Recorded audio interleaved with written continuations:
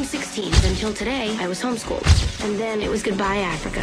And hello, high school. Hi, I'm Katie. I'm Janice. This is Damien. Watch out! New meat coming through! This map shows the school's central nervous system, the cafeteria. You got your cool Asians, burnouts, jocks, the greatest people you will ever meet, and the worst. So you've never been to a real school before?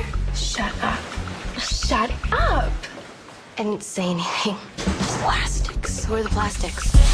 They're teen royalty. That's Karen Smith. She is one of the dumbest girls you will ever meet. I'm kind of psychic. Really? It's like I have ESPN or something. Gretchen Wieners.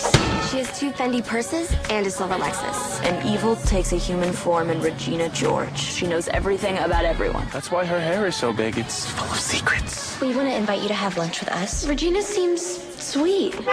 Get in, loser. We're going shopping. Your house is really nice. I know, right? Being with the plastics was like leaving the actual world and entering girl world. Have you seen any guys that you think are cute yet? There's this guy in my calculus class. His name's Aaron Samuels. No. That's Regina's ex-boyfriend. Ex-boyfriends are off limits. I mean, that's just like the rules of feminism.